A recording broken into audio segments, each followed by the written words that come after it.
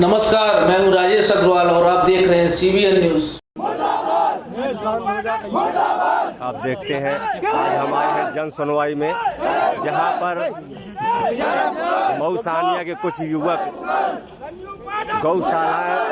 गौशाला में गौएं मर रही है भूखों प्यासों, उसको लेकर के सब लोग आए हुए हैं।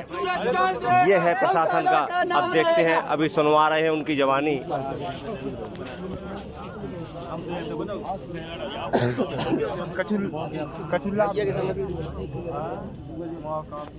देख रहे हैं सभी लोग ज्ञापन लेकर आए हुए हैं, क्योंकि मऊसानिया की गौशाला में कई गौएं मर रही हैं भूख के मारे, प्यास के मारे, जिसको लेकर के सभी हिंदूवादी लोग सभी लोग आए हुए हैं।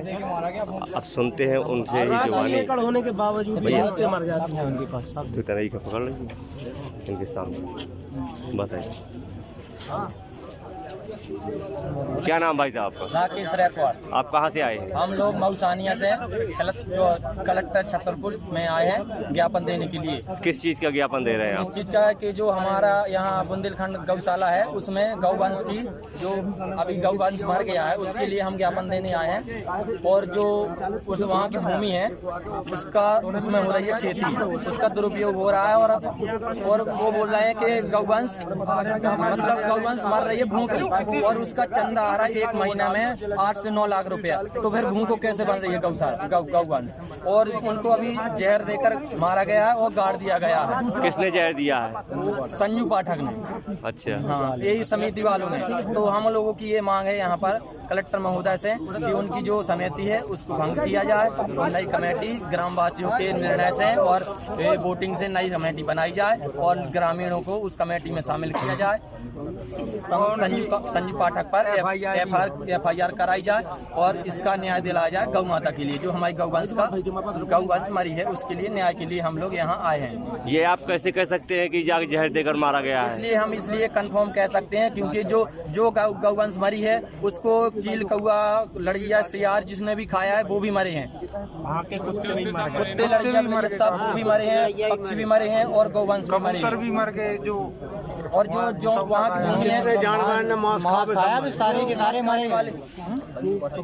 संजू पाठक पर FIR करी जाए, उनकी कमेटी नई समिति गठित की जाए और ग्रामीणों पे वोटिंग से समिति रखी जाए। जो ग्रामीण तय करेंगे अध्यक्ष उपाध्यक्ष, वो उपाध्यक्ष अध्यक्ष बनाए जाए और नई कमेटी बनाई जाए। और जो वहाँ की गोवंश की जमीन भूमि है वहाँ की बहुत ठीक तरीके से देखरेख की जाए। और वहाँ की भूमि 84 एकड़ भूमि है, अनुमानित 84 एकड़। इतने में 2000 गौवंश रह सकती है, जिसमें 200-300 गौवंश नहीं रह पा रही है, भूख को मर रही है। ऐसे कैसे हो सकता है? जिसके लिए चंदा ये 8-9 लाख रुपए आता है, इसके लिए काफी भूसा उनके लिए।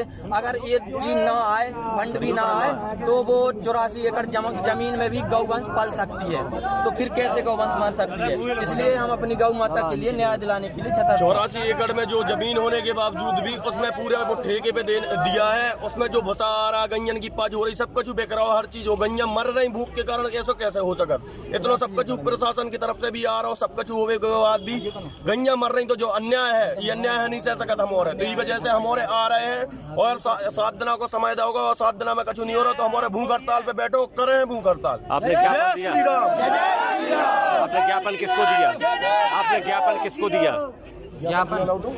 ज्ञापन कलेक्टर महोदय को ज्ञापन दिया गया है अभी हम लोगों के द्वारा। उन लोगों ने क्या आश्वासन दिया? उन्होंने आश्वासन दिया है कि कार्रवाई होगी। अगर कार्रवाई नहीं होती है तो हम लोग अपने तरीके से कार्रवाई करेंगे।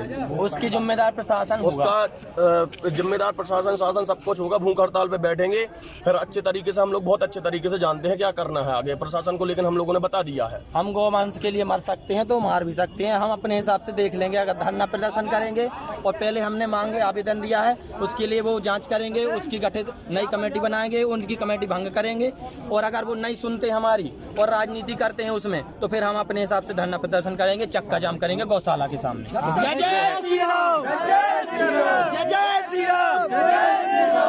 ये है, देखिए भक्त लोग जो आए हुए हैं गौ माता को रक्षा के लिए, जो आज कलेक्टर साहब को ज्ञापन दिया है। एवं ज्ञापन के माध्यम से उन्होंने बताया कि उसको सुचारू रूप से चलाया जाए। उसमें काफ़ी ज़मीन भी है जिसमें जो चारा भूसा सभी होता है। अब देखते हैं कलेक्टर महोदय इस पर क्या लेते हैं।